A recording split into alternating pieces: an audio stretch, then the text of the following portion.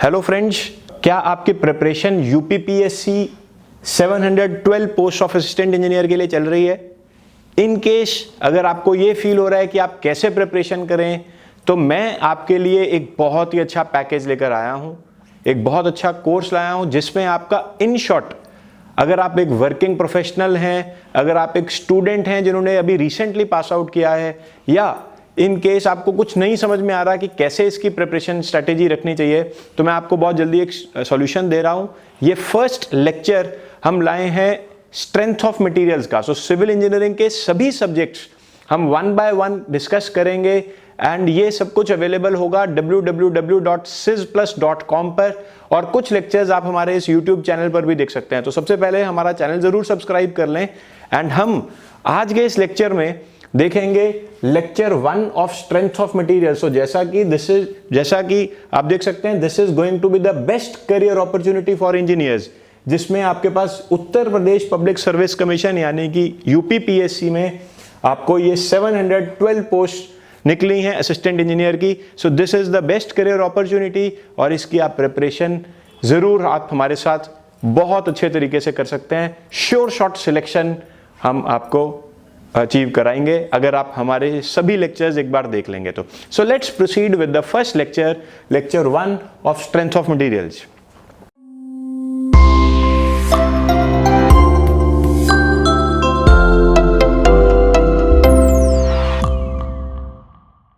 सो हम देखते हैं सबसे पहले simple stresses and strains. So मैं आपको इस लेक्चर में कुछ ज्यादा पढ़ाने नहीं वाला हूं, आपको बहुत क्रिस्प फॉर्मेट में मैं टिप्स एंड ट्रिक्स दूंगा, शॉर्ट फॉर्मुलेशंस दूंगा और कुछ इंपॉर्टेंट कंसेप्ट्स को मैं डिस्कस करूंगा, और साथ के साथ मैं आपको एमसीक्यूज, मल्टीपल चॉइस क्वेश्चंस जो कि एसडीओ के पेपर में पूछे जाते हैं वो भी मैं आपको जल्दी से करा दूंगा। तो आप एक बार देखें, सबसे पहले हम स्टार्ट करते हैं एक टर्म फोर्स से। फोर्स किसको कहते हैं, फोर्स क्या होती है? तो मैंने टॉपिक्स ऑलरेडी लिस्ट डाउन कर दिए हैं। हम देखते हैं, फोर्स होता है मास इंटू एक्सेलरेशन। तो मास मैटर को कहते हैं, इसका यूनिट क्या होगा? KG, kilogram. इसका ऐसा यूनिट होगा मीटर पर सेकंड स्क्वायर, तो ये होगा केजी मीटर पर सेकंड स्क्वायर, जिसको हम न्यूटन भी कहते हैं। ठीक है, नेक्स्ट हम देखते हैं प्रेशर और stress. So pressure versus stress का बेसिक फर्क क्या है? प्रेशर भी होता है फोर्स अपॉन एरिया, स्ट्रेस भी होता है फोर्स अपॉन एरिया। तो यूनिट क्या बन गया?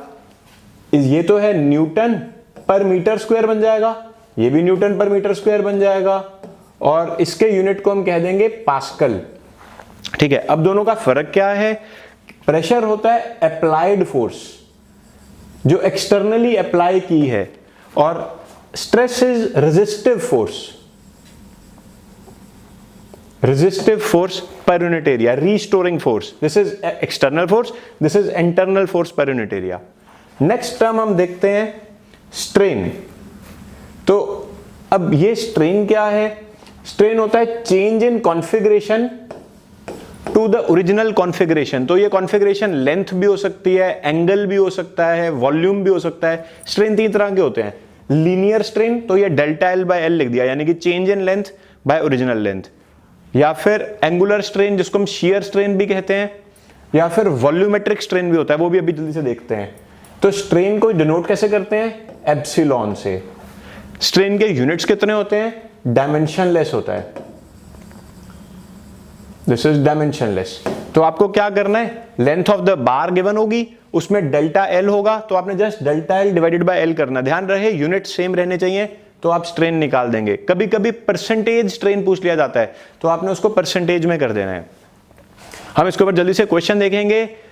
आप बस इन पॉइंट्स को अपनी कॉपी में नोट डाउन भी कर सकते हैं, या फिर बस आप इसको ध्यान से देखते रहें। अगर आपने ध्यान से देख लिया, मैं आपको 100% एश्योरेंस दूंगा कि आपके सभी क्वेश्चंस हो जाएंगे। मैं अभी जल्दी से उन क्वेश्चंस को भी डिस्कस करूंगा। नेक्स्ट हम देखते हैं हुक्स लॉ। हुक्स लॉ क्या कहता है?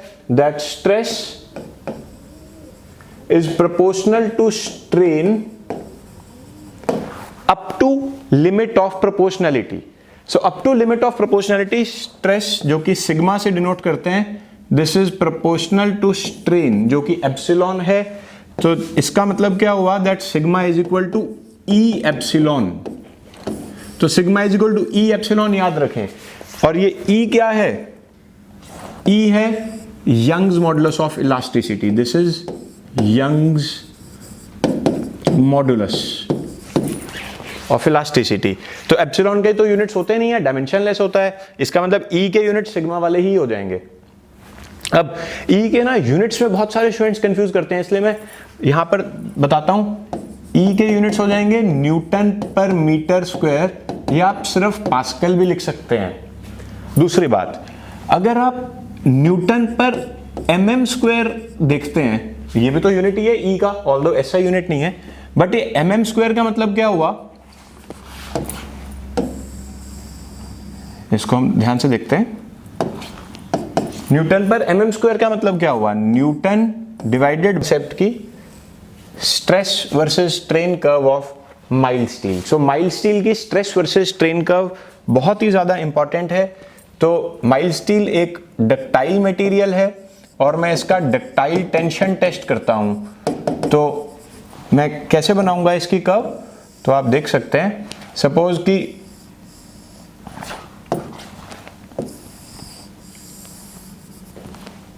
ये है स्ट्रेस और ये है स्ट्रेन। तो यहां से सबसे पहले ये ऐसे जाता है, लीनियर रीजन रहता है O to A, उसके बाद ये कुछ इस तरीके से शेप रहती है। तो अगर हम देखेंगे ये ऐसा हो जाता है। तो इन ब्रीफ देखते हैं, ये A क्या है? लिमिट ऑफ प्रोपोर्शनलिटी, यानी कि हुक्स लॉ O से A तक जा रहा है। ये है इलास्टिक लिमिट B, और उसके बाद एक सडन थोड़ा सा डिप आता है। ये डिप आने के बाद ये यील्ड प्लेटू रीजन है, इसको हम कहते हैं yield plateau region. Yield plateau region के बाद ये सडनली इंक्रीज होता है, क्योंकि यहां से यहां तक स्ट्रेन हार्डनिंग शुरू होती है। आपको जो जो टर्म्स मैं बता रहा हूं बस आप ये ध्यान रखिएगा, क्योंकि एमसीक्यूज में ये पूछ लिया जाता है। यील्ड प्लेटू के बाद स्ट्रेन हार्डनिंग होती है, स्ट्रेन हार्डनिंग के बाद स्ट्रेन सॉफ्टनिंग होती है,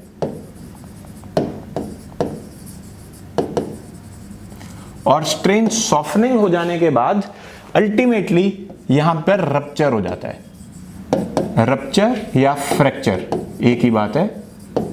तो ये है अल्टीमेट पॉइंट, ये है रप्चर पॉइंट, और ये yield plateau region, hardening, softening और नेकिंग। आपने नेकिंग बहुत सुना होगा। नेकिंग होती है यील्ड प्लेटू रीजन के बाद से प्रीडोमिनेटली अलग से दिखने लगती है, इसके कारण ये ऊपर चले जाता है। बस आपको इतना ही जानना है, नेकिंग होगी यील्ड प्लेटू रीजन के बाद, याद रखें। फिर स्ट्रेन हार्डनिंग, स्ट्रेन सॉफ्टनिंग, ये रप्चर पॉइंट, ये ए पॉइंट है limit of proportionality, B point है इलास्टिक लिमिट। अगर आपने एसडीओ पॉइंट ऑफ व्यू से जो आपसे क्वेश्चन में पूछा जाएगा, वो यही सब बातें पूछी जाएंगी कि Hooke's law is valid up to limit of proportionality. फिर पूछा जाएगा कि elastic limit limit of proportionality के बाद आता है कि पहले आता है।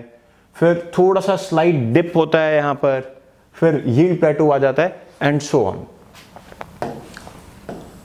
हम चलते हैं नेक्स्ट टॉपिक की तरफ। नेक्स्ट टॉपिक है, हमने देखा स्ट्रेस वर्सेस स्ट्रेन कर्व्स हमने देख लिया। नेक्स्ट चलते हैं डिफॉर्मेशन। अब आपको डिफॉर्मेशन कैलकुलेट करनी है। डिफॉर्मेशन के ऊपर न्यूमेरिकल्स हमेशा आएंगे। डिफॉर्मेशन में आपको हुक्स लॉ लगाना है। मैं अब समझा देता हूं क्या करना है, क्योंकि sigma is equal to E into epsilon है, तो सिग्मा आप लिख लें P बाय ए, क्योंकि फोर्स बाय एरिया हो जाएगा। ये E है और ये डेल्टा L बाय L लिख लो स्ट्रेन को। तो यहां से डेल्टा L क्या बन गया, ये L आप इधर लेके जाओ तो ये बन जाएगा PL बाय AE। तो इसका मतलब चेंज इन लेंथ क्या होता है, change in length is PL by AE।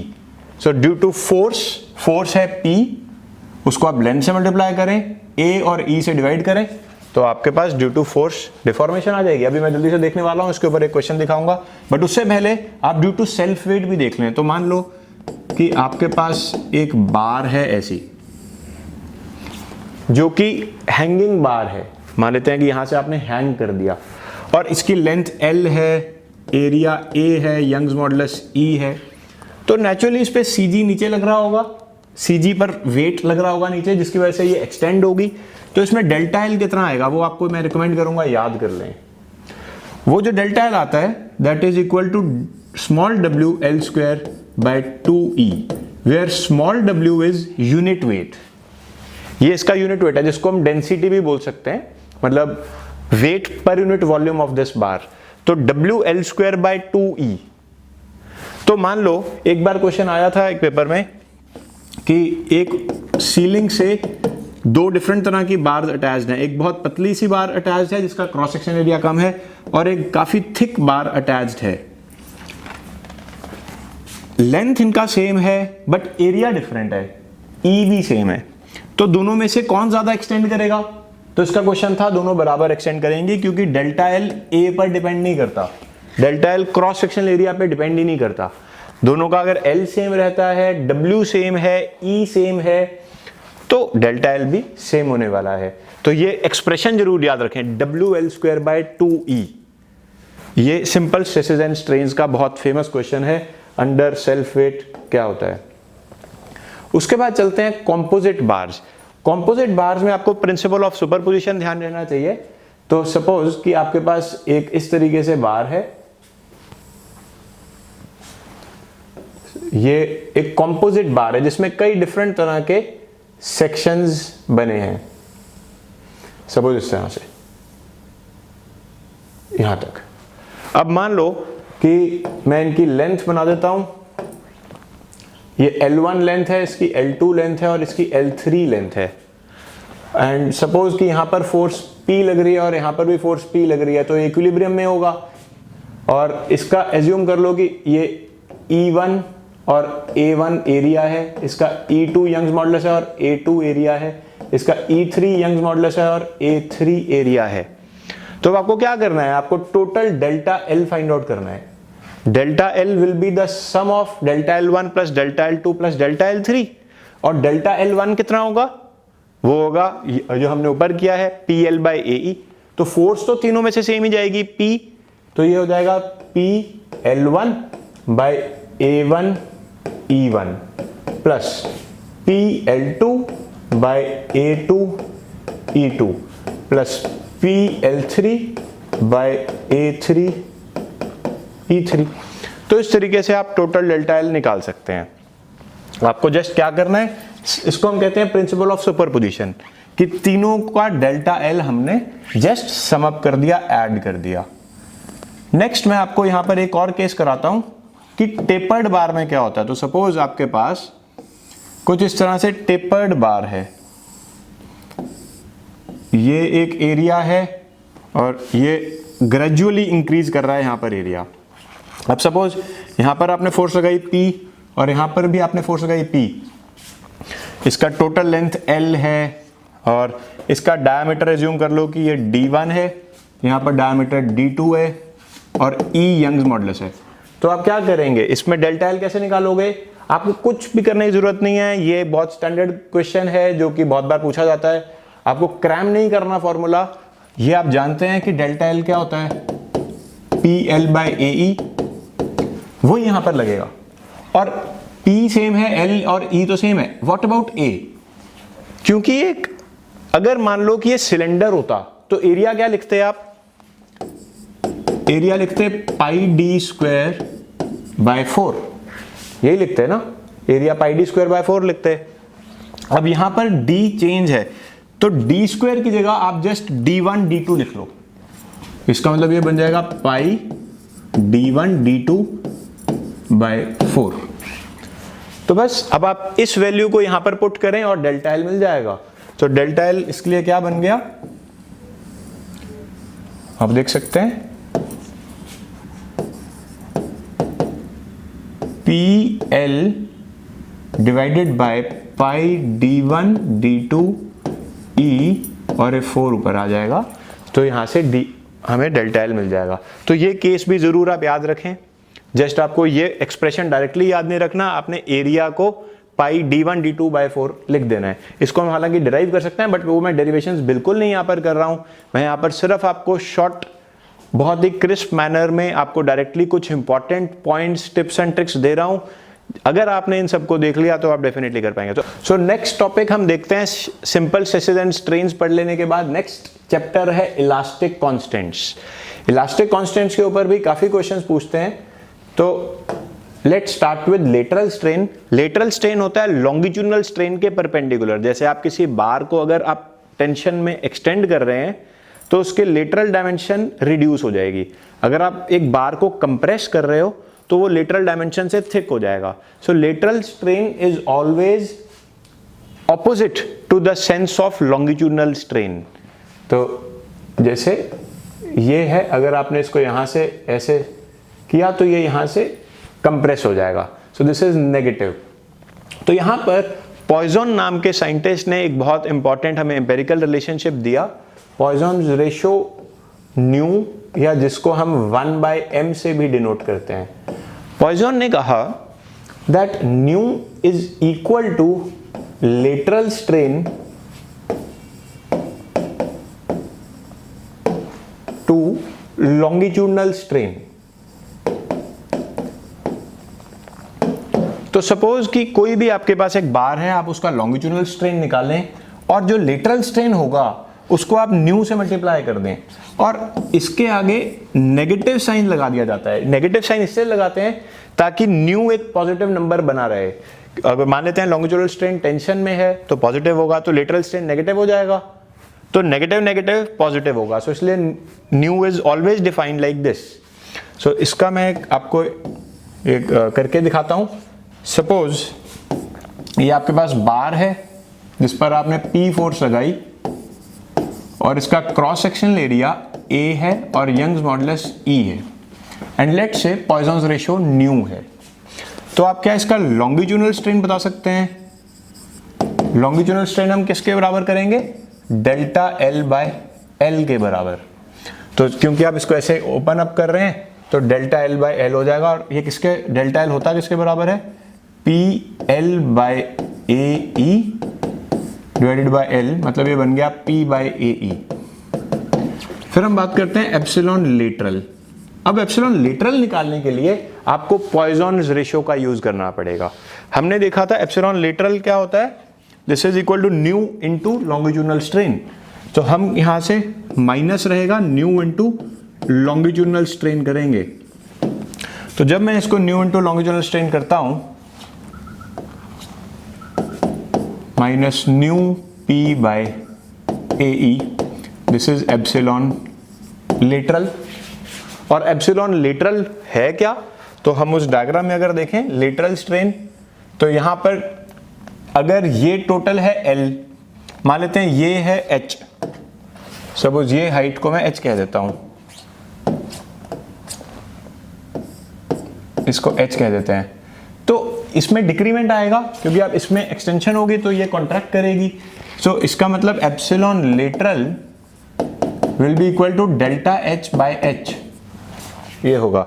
और आप एप्सिलॉन लेटरल ऑलरेडी कैलकुलेट कर चुके हैं, तो this is equal to delta H by H, which implies that delta H can be computed as minus nu PH upon AE। तो इस तरीके से आप कोई भी लेटरल डायमेंशन में कितना चेंज आया है वो आप निकाल सकते हैं। और कभी कभी क्वेश्चन में आपसे टोटल जो फाइनल H है वो पूछा जाएगा, तो फाइनल H क्या होगा? H प्लस डेल्टा H कर लेना, क्योंकि ये तो चेंज है तो इनिशियल में इसको ऐड या सब्ट्रैक्ट कर लेना, जो भी आंसर आएगा वो आप डाल सकते हैं। सो न्यू की वैल्यू जनरली 0.3 या 0.4 या 0.5 रहती है। ये आपको हमेशा क्वेश्चन में गिवन रहेगा कि न्यू कितना है। आपको ये कुछ भी एक्सप्रेशन याद नहीं करना, आपको बेसिक फॉर्मुलेशन अगर याद है आप बहुत इजीली कर पाएंगे। क्या करना है, मैं रिवाइज करा रहा हूं। हमने देखा पॉइजन इफेक्ट है lateral strain by longitudinal strain. So longitudinal strain निकाला, उसके बाद लेटरल स्ट्रेन निकाला, और lateral strain delta H by H के बराबर था तो डेल्टा H आ गया। इस तरीके से हम चलते हैं नेक्स्ट टॉपिक पर, जो कि है volumetric strain. After studying Poisson's ratio हम वॉल्यूमेट्रिक स्ट्रेन देखते हैं। वॉल्यूमेट्रिक स्ट्रेन को हम एप्सिलॉन V से डिनोट करते हैं। सो होता क्या है कि जब एक बार में हम कोई भी फोर्स लगाते हैं उसकी वजह से सिर्फ लॉन्गिट्यूडनल स्ट्रेन ही नहीं आता, लेटरल स्ट्रेन भी आता है। और लेटरल स्ट्रेन सिर्फ एक एक्सिस पे नहीं, दोनों ही लेटरल एक्सिस पर आ जाता है। जिसके कारण वॉल्यूम में चेंज होता है। सो वॉल्यूमेट्रिक स्ट्रेन आपको याद रखना है, this is equal to epsilon 1 plus epsilon 2 plus epsilon 3। ये आप याद कर लें। इट कैन बी प्रूव्ड कि अगर एक एक्सिस पे सपोज 1 एक्सिस पे आप लीनियर स्ट्रेन निकालते हैं, फिर 2 एक्सिस पर इसका अपना लीनियर स्ट्रेन है, 3 एक्सिस पर इसका अपना लीनियर स्ट्रेन है, तो तीनों को अगर मैं सम कर दूंगा तो मुझे वॉल्यूमेट्रिक स्ट्रेन मिल जाएगा। This you should remember. और ये वॉल्यूमेट्रिक स्ट्रेन हम डिफाइन कैसे करते हैं? This is change in volume by original volume. So अगर एक बार की जो भी ओरिजिनल वॉल्यूम है वो कितनी होगी? LBH। सो इसको हम लिख सकते हैं delta V divided by LBH। सो एक क्यूबॉइड है सपोज आपके पास, जिसकी लेंथ, ब्रेड्थ और हाइट L, B और H है, तो इनिशियल वॉल्यूम तो ये हो गई। तो आप एप्सिलॉन 1 क्या लिखेंगे? एप्सिलॉन 1 आप लिख लेंगे delta L by L plus ये लिख देंगे आप delta B by B plus ये लिख देंगे आप delta H by H। So यहां से आपके पास एप्सिलॉन V आ जाता है, तो आप वॉल्यूमेट्रिक स्ट्रेन निकाल सकते हैं। तो आपको क्वेश्चन में ये हो सकता है गिवन हो, ये तीनों इंडिविजुअली गिवन होंगे और एप्सिलॉन V पूछ लिया जाएगा। इसके भी यूनिट्स डायमेंशनलेस ही होंगे ऑफ कोर्स, क्योंकि ये स्ट्रेन है। नेक्स्ट हम देखते हैं बल्क मॉडुलस। आई होप कि आपको समझ आ रहा होगा, हम बिल्कुल बेसिक पॉइंट्स सारे डिस्कस कर रहे हैं। बल्क मॉडुलस क्या है? बल्क मॉडुलस इज, अब जितने भी मॉडुलस हैं, ये एक नेक्स्ट इलास्टिक कांस्टेंट है। इससे पहले हमने E देखा था, यंग्स मॉडुलस, फिर न्यू, ये जो पॉइजन्स रेशियो है न्यू या 1/m, और ये थर्ड है K। K क्या होता है? Stress by strain. तो स्ट्रेस होगा volumetric stress by volumetric strain. Stress का यूनिट हमेशा से ही न्यूटन पर मीटर स्क्वायर होता है, तो इसलिए इसका भी यूनिट न्यूटन पर मीटर स्क्वायर ही होगा। ये आपको याद करना है। नेक्स्ट देखते हैं शियर मॉडुलस क्या होता है। तो शियर मॉडुलस भी होगा shear stress by shear strain. यहां पर भी मैं ये लिख देता हूं, shear stress by shear strain. अब अगेन इसका भी यूनिट न्यूटन पर मीटर स्क्वायर तो ऑब्वियसली होगा ही। सो शियर स्ट्रेस इस और डिवाइडेड बाय इसको angular stress by angular strain भी बोल देते हैं हम। तो जैसे कितना डिफॉर्मेशन, एंगल्स कितने, एंगल में हम निकालते हैं कि कितना चेंज आया। तो नेक्स्ट हम देख लेते हैं state of simple shear. State of simple shear हम किसको कहते हैं? जैसे आपके पास कोई भी एक बार है, उसके चारों फेसेस पर सिर्फ शियर स्ट्रेस लगेगा, डायरेक्ट स्ट्रेस नहीं लगेगा, नॉर्मल स्ट्रेस नहीं लगेगा। तो मान लो डायरेक्ट स्ट्रेस हम बोलते हैं नॉर्मल स्ट्रेस को, जैसे कि टेंशन या कंप्रेशन, वो डायरेक्ट स्ट्रेसेस हैं। अगर सिर्फ शियर लग रहा है तो वो शियर स्ट्रेसेस होंगे। तो मान लो कि इस फेस पर ये ऐसे लग रहा है शियर स्ट्रेस, सो ऑटोमेटिकली यहाँ पर भी शियर स्ट्रेस इस डायरेक्शन में आ जाएगा, क्योंकि नीचे जा रहा है तो ये ऊपर लगेगा, इक्विलिब्रियम में रखना है। एंड यहाँ पर भी फेसेस पर इंड्यूस होगा इस डायरेक्शन में, और यहाँ पर हो जाएगा राइट में। सो आपको क्योंकि इक्विलिब्रियम में रखना है, मूवमेंट्स भी बराबर होने चाहिए, तो ये याद रहे, ये डाउन है तो ये अप है, ये लेफ्ट है तो ये राइट है। And arrows they point towards each other. Arrows एक तरफ पॉइंट कर रहे हैं, ये एरोज एक तरफ पॉइंट कर रहे हैं, याद रखें। So this is a state of simple shear. Simple बस शियर है, यहां पर कोई भी नॉर्मल स्ट्रेस नहीं है। सिमिलरली अगर मैं दूसरा बनाऊंगा तो that will be like this. तो ये दोनों स्टेट ऑफ सिंपल शियर है। ये आपको बेनिफिट देगा जब हम मोर सर्कल पढ़ेंगे, तो उसमें आपको बेनिफिट देगा। बट ये भी पता होना चाहिए कि अगर आपने अप्लाइड स्ट्रेस है तो दूसरा कहते हैं complementary shear stress. Complementary shear stress की वजह से state of simple shear arise हो जाती है। नेक्स्ट देख लेते हैं रिलेशनशिप्स बिटवीन इलास्टिक कांस्टेंट्स। तो अगर आप कोई भी बुक उठाएंगे आपको बहुत सारे नंबर ऑफ रिलेशनशिप्स मिल जाएंगे, बट मैं आपको सिर्फ 2 ही रिलेशनशिप्स याद करने के लिए रिकमेंड करूंगा। आप अगर वो रिलेशनशिप्स याद रखेंगे तो कभी भी कोई भी ऐसा क्वेश्चन नहीं होगा जो आप नहीं कर पाएंगे। तो वो रिलेशनशिप्स हैं 2G is equal to ME upon M+1, जिसमें G क्या है? Shear modulus of rigidity, M है पॉइजन्स रेशियो का इनवर्स, क्योंकि पॉइजन रेशियो 1/m था, और E है Young's modulus. And second relationship है E is equal to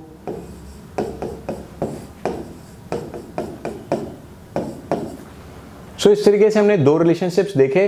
2G is equal to ME upon M+1 और E is equal to 9K upon 3K plus G। तो अब आप सोचो कि कभी कभी आपको क्वेश्चन में ना ये M की जगह आपको न्यू डालना होगा, पॉइजन्स रेशियो, तो आप क्या करना, ये 1/ν लिख देना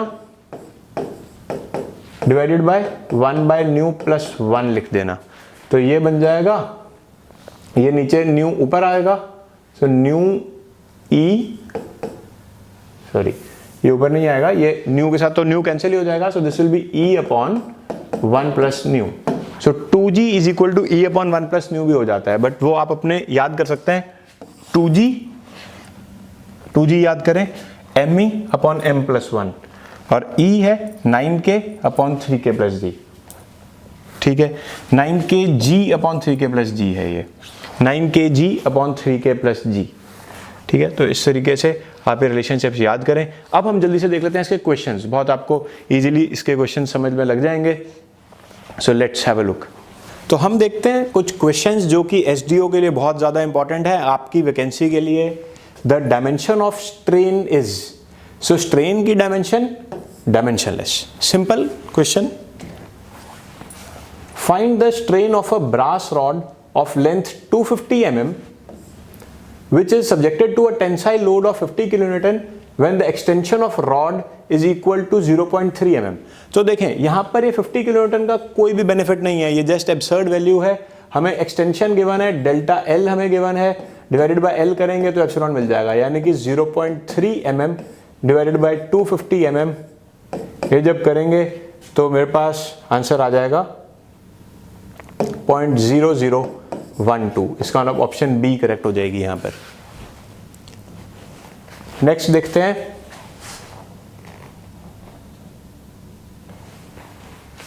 which of the following is not the unit of distance. So angstrom, micron, light year, milestone है क्या, माइल्स है, माइलस्टोन नहीं है। एंगस्ट्रॉम है, माइक्रोन है, लाइट ईयर भी है, बट माइलस्टोन नहीं है, तो इसका ऑप्शन डी कर देना। ये बहुत जल्दी से हम कई बार सोचते हैं कि माइलस्टोन, माइलस्टोन तो एक इंग्लिश वर्ड है, उसको स्टोन को कहते हैं। आगे चलते हैं, a solid cube is subjected to equal normal forces on all its faces. The volumetric strain will be x times the linear strain in any of the 3 axis when. So हमने इसको अभी देखा, x क्या लेंगे, हम देखा था ना, epsilon v is equal to epsilon 1 plus epsilon 2 plus epsilon 3, और यहाँ पर बताया कि इक्वल नॉर्मल फोर्सेज हैं ऑन ऑल इट्स फेसेस। इसका मतलब epsilon 1 will be equal to 2 will be equal to 3, तो इसीलिए ये हो जाएगा x की वैल्यू यहाँ पर हो जाएगी 3। तो आप इसको ये टिक मार्क कर सकते हैं। तो इसी तरह से कुछ क्वेश्चंस आएंगे, आपको ये ध्यान में रखने हैं। हम आगे प्रोसीड करते हैं नेक्स्ट टॉपिक की तरफ। सो नेक्स्ट चैप्टर हम देख रहे हैं centre of gravity. Centre of gravity में हम देखेंगे सबसे पहले सिमेट्रिकल शेप्स। सो ये सबसे पहले एक सिमेट्रिकल शेप है रेक्टेंगल। रेक्टेंगल का हम जानते हैं कि सेंटर में ही होगा। अगर ये L है और अगर ये लेट्स से B है, तो ये अगर ओरिजिन है 0 0, तो इसके आप कोऑर्डिनेट्स बता देंगे L/2, B/2, इजीली ऐसे देख सकते हैं। तो और कुछ सिमेट्रिकल शेप्स मैं आपको बता देता हूँ, जैसे ये एक रेक्टेंगल है, अगर सपोज इसकी हाइट कैपिटल H है, तो हम जानते हैं कि यहाँ का जो सेंट्रॉइड होगा वो उसके मीडियन पर लाई करेगा। मीडियन हम कहते हैं जब एक वर्टेक्स से ऑपोजिट लाइन को हाफ में बाइसेक्ट कर देता है। तो ये डिस्टेंस कितना होगा, ये होगा इसका centroid G, this distance will be h/3। तो जो सेंट्रॉइड होता है वो एक मीडियन को 2:1 रेशियो में कट करता है, ये 2 है ये 1 है, तो ये डिस्टेंस हो जाएगा h/3 हो जाएगा 2h/3, ये भी आप याद रखें।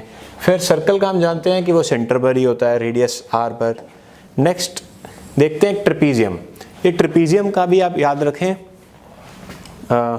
ट्रेपीजियम में अगर सपोज ये शॉर्ट साइड है A, ये है स्मॉल b, और अगर इसका distance between the 2 parallel sides है h, तो इसका सेंट्रॉइड होगा कैपिटल G, उसका डिस्टेंस होगा h/3 b+2a अपॉन b+a।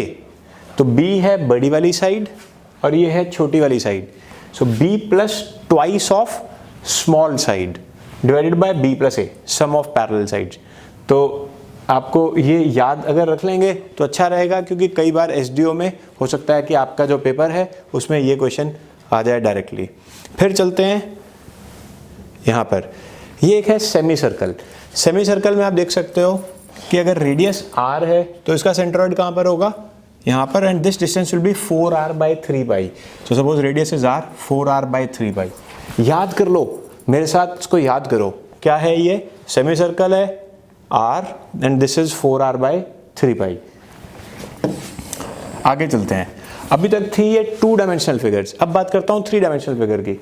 सो अगर ये हेमिस्फीयर है, ये क्या है, एक हेमिस्फीयर जिसका रेडियस r है, तो ये इस सेंटर ऑफ ग्रेविटी है, दिस इज 3r/8, ठीक है, 3r/8।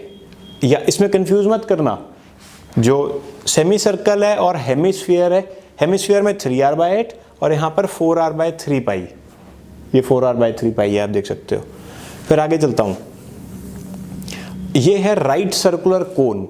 तो सबसे पहले समझो राइट सर्कुलर कोन क्या होता है। एक राइट एंगल ट्राइंगल है, उसको आपने वर्टिकल एक्सिस के अबाउट ऐसे रोटेट कर दिया, ये वर्टिकल एक्सिस है और इसको ऐसे करके रोटेट कर दिया, तो ये राइट सर्कुलर कोन बन गया। तो राइट सर्कुलर कोन में ये होता है h/4, जैसे ट्राइंगल में h/3 होता है, कोन में h/4 होता है, मतलब बेस से सेंट्रॉइड तक का डिस्टेंस जो होगा, CG का डिस्टेंस होगा, h/4 होगा। अब तो ये थी सिमेट्रिकल फिगर्स। अब बात करता हूँ अनसिमेट्रिकल फिगर्स की। अनसिमेट्रिकल फिगर्स मान लेते हैं कोई ऐसी फिगर्स हैं जो कि it is made up of symmetrical figures. So suppose आपके पास A1, A2, A3 ऐसे से करके suppose n number of figures हैं जिनसे कि एक अनसिमेट्रिकल फिगर बनी है, और A1 फिगर का CG आपको पता है x1 और y1, उसके कोऑर्डिनेट्स हैं x1, y1। सिमिलरली A2 के कोऑर्डिनेट्स हैं x2, y2, इसके कोऑर्डिनेट्स हैं x3, y3, ठीक है, ये ऐसे। एंड लाइकवाइज इसके कोऑर्डिनेट्स हो जाएंगे xn, yn। तो हमारे पास, क्योंकि ये सिमेट्रिकल शेप्स हैं, तो सिमेट्रिकल शेप्स के CG हमें पता है, तो अब मैं अनसिमेट्रिकल शेप का xCG और yCG निकाल सकता हूं। तो xCG किसके बराबर होगा, xCG will be sigma AI xi divided by sigma AI, मतलब A1 x1 plus A2 x2 plus A3 x3 divided by A1 plus A2 plus A3 ऐसे। एंड सिमिलरली yCG भी निकाल सकते हो। yCG क्या होगा, sigma AI yi divided by sigma AI। तो इस तरीके से आप yCG निकाल लेना। तो xCG और yCG कैन बी कंप्यूटेड। तो हम अभी क्वेश्चंस देखते हैं, उसमें हम ये समझ जाएंगे कैसे करना है। सो हम देखते हैं सेंटर ऑफ ग्रेविटी के क्वेश्चंस किस तरह से पूछे जाते हैं। Where will be the centre of gravity of the following section will lie in coordinates. So हमें रेक्टेंगल है, क्लियर है, ये 12 सेंटीमीटर है, ये 3 सेंटीमीटर है, तो इसका मतलब इन कोऑर्डिनेट्स में अगर देखेंगे, लेट्स से ये 0 0 है, यहाँ पर ये ओरिजिन है, तो ये कितना हुआ 6 और ये हुआ 1.5। सो इसलिए इसका आंसर हो जाएगा 6, 1.5। ये इसका हाफ हो जाएगा 6 और ये हो जाएगा 1.5। ठीक है, बहुत इजी क्वेश्चन आएंगे। ये एक टी शेप बनाई गई है। Where will be the centre of gravity of the T section shown in the figure. तो अब हमें यहाँ पर सेंटर ऑफ ग्रेविटी देखना है। सबसे पहली बात, ये 3 सेंटीमीटर है और ये है 12 सेंटीमीटर, ये 3 सेंटीमीटर और ये 10 सेंटीमीटर है। तो हम इसको कैसे देखेंगे, हमें सबसे पहले समझ में आना चाहिए कि ये यहाँ से कितना डिस्टेंस ऊपर है। तो एक अनसिमेट्रिकल शेप है, ये A1 मान लो, इसको बॉडी 1 मान लो, इसको बॉडी 2 मान लो। तो क्या आप A1 बता सकते हो? A1 हो जाएगा 10 × 3 30 सेंटीमीटर स्क्वायर। A2 हो जाएगा 12 × 3 36 सेंटीमीटर स्क्वायर। और अगर मैं देखूं ये बॉडी 1 का जो CG है वो अप्रॉक्सीमेटली यहाँ पर लाई करेगा, तो इसका मतलब ये डिस्टेंस कितना हुआ, ये हुआ 5 सेंटीमीटर। सो Y1 मैं मान लेता हूँ 5 सेंटीमीटर और Y2 होगा यहाँ पर, तो CG यहाँ पर होगा, तो ये कितना हो जाएगा 10 + 1.5, तो मतलब 11.5 सेंटीमीटर। सो आपके पास A1, A2, Y1, Y2 सब कुछ आ चुका है। अब आप क्या करेंगे, यूज करेंगे YCG। कैसे निकालना है, A1 Y1 plus A2 Y2 divided by A1 plus A2। तो अब इसको मल्टीप्लाई करें, 30 × 5 बन गया 150 प्लस 36 इंटू 11.5 लिख लें और divided by A1 plus A2 करेंगे तो 66, और इसको अगर आप सॉल्व करते हैं तो आंसर आ जाता है 8.545 सेंटीमीटर। तो इसलिए इसका आंसर आप A टिक कर सकते हैं। आपको कुछ नहीं करना था, आपको जस्ट बेसिक YCG का फॉर्मूला लगाना है, A1 Y1 plus A2 Y2 by A1 plus A2।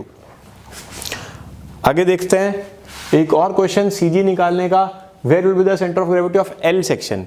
तो यहाँ पर भी मैं क्या करने वाला हूँ, यहाँ पर मैं एक इसको बॉडी मान लूंगा, ये बॉडी 1 है, और ये जो ऊपर वाला है सिर्फ इतना, इसको अगर मैं शेड कर दूं, इसको मैं बॉडी 2 कह देता हूं और नीचे है बॉडी 1। तो आप A1 बताएंगे, A1 क्या होगा 1 इंटू 4, दैट मीन्स 4, ये 4 सेंटीमीटर है, ये 1 है, ये 6 है और ये 5 है, 5 सेंटीमीटर है।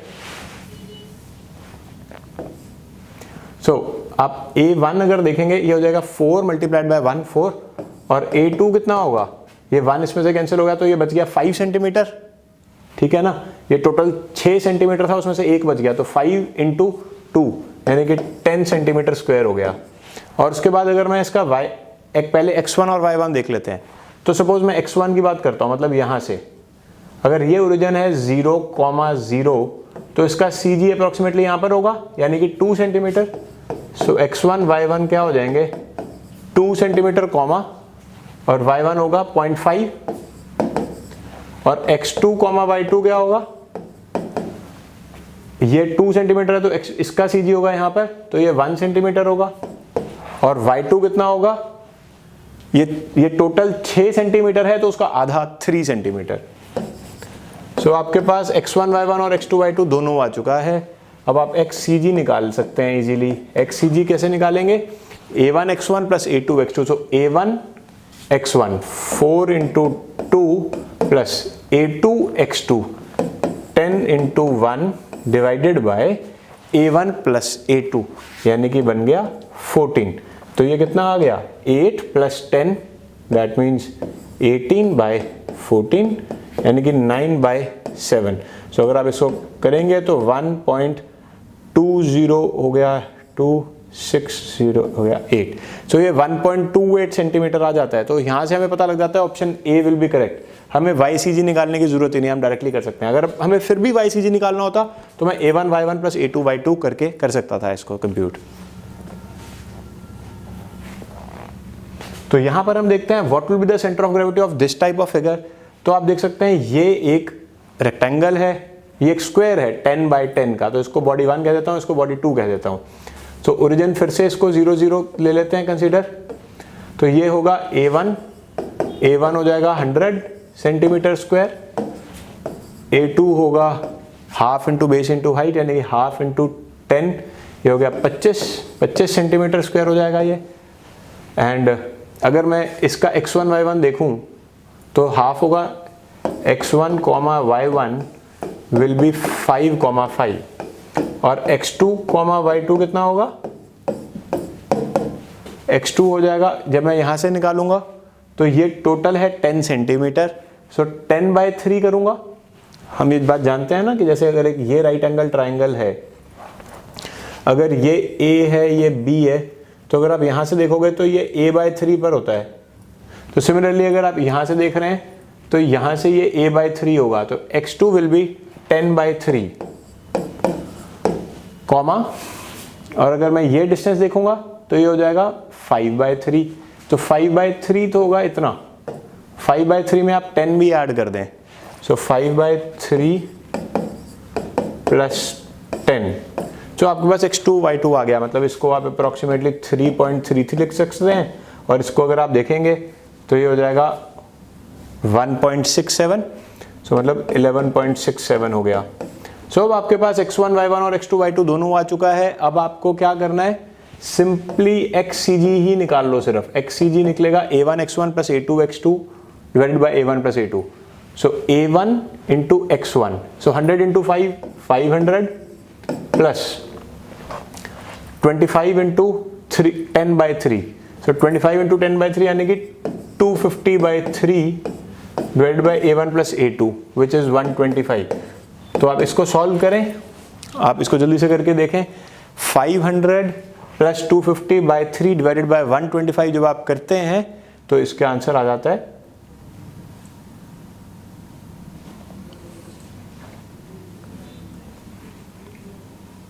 4.66। तो जब आप इसको सॉल्व करते हैं तो इसका आंसर आ जाता है 4.66 सेंटीमीटर। तो XCG हमारे पास आता है 4.66 सेंटीमीटर। इसका मतलब साफ है कि ऑप्शन ए ही ठीक होगा। तो हमने इस तरह के क्वेश्चंस 4-5 कर लिए हैं। अब आपको आइडिया लग गया होगा कि different type of unsymmetrical shapes का CG कैसे निकालते हैं।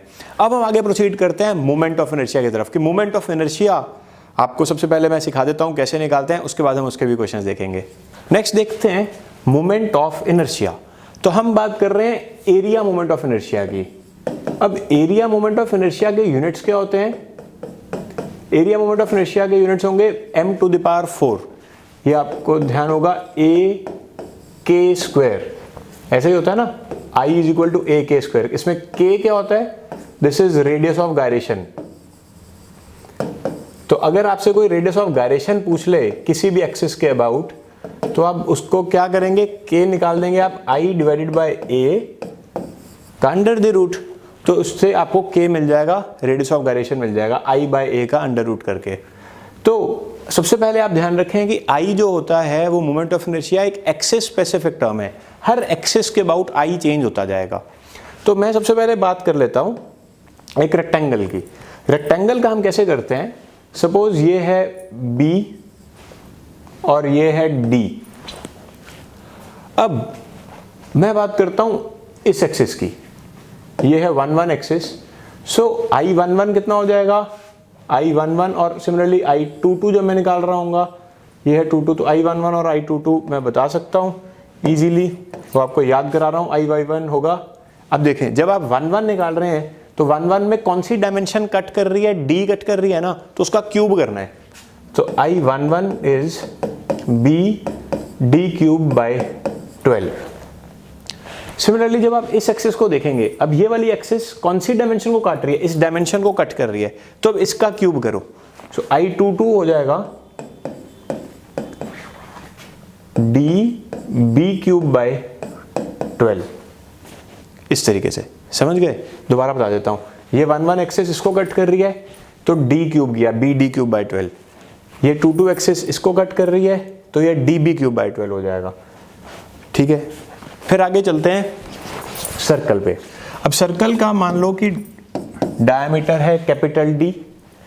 तो आप चाहे इस एक्सिस के अबाउट ले लो या इस एक्सिस के अबाउट ले लो या इस एक्सिस के अबाउट ले लो, किसी भी एक्सिस के अबाउट आप मोमेंट ऑफ इनर्शिया निकाल सकते हैं। वो सेम रहेगा और वो होगा πd4/64। ये आपको याद करना है। सिमिलरली हम नेक्स्ट चलते हैं। ये एक ट्राइंगल है और ये ट्राइंगल मान लो कि इसका बेस है B और इसकी हाइट है H। ठीक है, अब ये इसकी CG है। CG हमें पता है डिस्टेंस h/3 है, हमने अभी 10 मिनट पहले सीखा। तो अगर सेंट्रोइडल एक्सिस के अबाउट मैं देखता हूं तो जो I होता है वो आपको याद करना है BH³/36। ये है सेंट्रोइडल एक्सिस जो बेस के पैरेलल चल रही है लाइन, ये वाली एक्सिस। तो जैसे रेक्टेंगल में क्या होता है BH³/12, यहां पर होगा BH³/36। Similarly I will move to parallel axis theorem. अब मेरे पास दो थ्योरम्स हैं मोमेंट ऑफ इनर्शिया में। One is parallel axis theorem, the other is perpendicular axis theorem. So if I talk about parallel axis theorem, उसमें हमें क्या ध्यान में रखना है कि लेट से मेरे पास एक कोई भी आर्बिट्रेरी शेप है एरिया, जिसका एरिया है कैपिटल A। अब उसका CG अप्रोक्सीमेटली ये है। तो ये होगी इसकी सेंट्रोइडल एक्सिस। सो मान लो कि ये CG लिख लेता हूं, सेंट्रोइडल एक्सिस। तो मुझे ICG let say already known है, this is known to me. तो पैरेलल एक्सिस थ्योरम क्या मुझे बताती है कि आप इस सेंट्रोइडल एक्सिस के पैरेलल कोई भी और लाइन, सेंट्रोइडल एक्सिस के पैरेलल कोई भी और लाइन जो कि इससे h डिस्टेंस दूर है, आप इस एक्सिस के about, let's say this is 1 1, तो आप I11 बता सकते हैं। I11 कैसे निकलेंगे? ICG plus area into h square. ठीक है, पैरेलल एक्सिस थ्योरम हमेशा ही सेंट्रोइडल एक्सिस का मोमेंट ऑफ इनर्शिया में ऐड होगा कुछ, और वो क्या ऐड हो जाएगा? Area into this distance square, h square. क्योंकि ये एक स्केलर क्वांटिटी है, मोमेंट ऑफ इनर्शिया एक स्केलर क्वांटिटी है, तो उसमें जस्ट मैं इसको ऐड कर दूंगा। सिमिलरली अगर मैं परपेंडिकुलर एक्सिस थ्योरम की बात करता हूं, अगर परपेंडिकुलर एक्सिस थ्योरम में देखते हैं, सो मान लो मेरे पास एक बॉडी है इस तरीके से जो कि XY प्लेन में लाई कर रही है, तो इसका CG यहाँ पर ये होगा। सो ये है X एक्सिस, ये है Y एक्सिस। तो अब Z एक्सिस इसके परपेंडिकुलर होगी, तो मान लो आपको IXX पता है और आपको IYY भी पता है,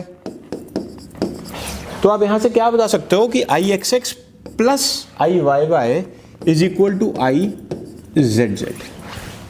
समझ गए बात को?